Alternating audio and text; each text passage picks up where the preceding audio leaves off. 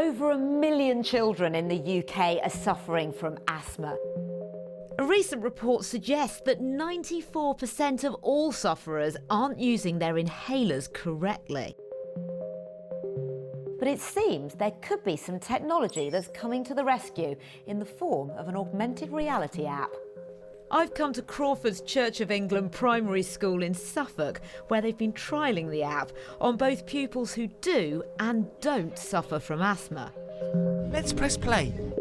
The aim of My Spira is to create a fully immersive experience to learn about asthma and the triggers, and at the same time it gamifies improving inhaler technique. And it's centred around 2 inhalers here, both providing treatment, one of them preventative and the other one to be used in the case of an asthma attack. Hello, I'm here to talk to you about asthma. Someone who has asthma will have symptoms like coughing and wheezing.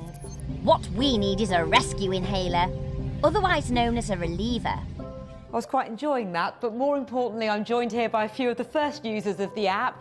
We've got Freddie, Jasmine and John. This looks like a game of pairs. What are you learning from this element? So each card will have something that could happen if you don't use your inhaler. So this one says coughing. I've learned how to use the inhaler and what the different inhalers are called and what can happen if you don't use the inhaler. Well done! You found all the cards. Issues with not using inhalers properly is that we see a much higher incidence of emergency admissions with acute asthma attacks and also chronic infection occurring, and actually asthma deaths still happening. How useful do you think this is to somebody who doesn't actually suffer from asthma? Well, I think it can be very helpful in case, let's say, you're with a friend, a family member, and there's no one else there, and they have an asthma attack. You could find their inhaler and help them out with it. And how about you, Jasmine? Because you do have asthma, I know. And how useful have you found it? It really helps if you want to learn how you use your inhalers. If you don't use your inhaler properly, then your chest will go funny. One of the issues is that children will inhale, if they use the inhaler directly to their mouth, they will inhale it too quickly. If the inhaler technique is poor, effectively, you might as well spray it up in the air and take a big breath in. Fact!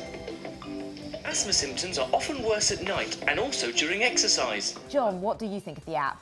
Like Freddie said, it's great for people with or without asthma because you could get it at any point of your life. So even if you don't have it now, you could have it later. The interactive part of the app is what's key here, and the gamification. We know that children learn through technology now. That's the way it is. During an appointment, we'd love to have more time to be able to spend with them, but actually what they can do with the app is take it home, learn an environment they're comfortable in, and also learn at their own pace. I can't really question how immersive this is because all 3 of them look totally glued to the tablets. The knowledge gleaned from this AR game could prove life-saving. I hope you've enjoyed the video. That's all I have to show you for now.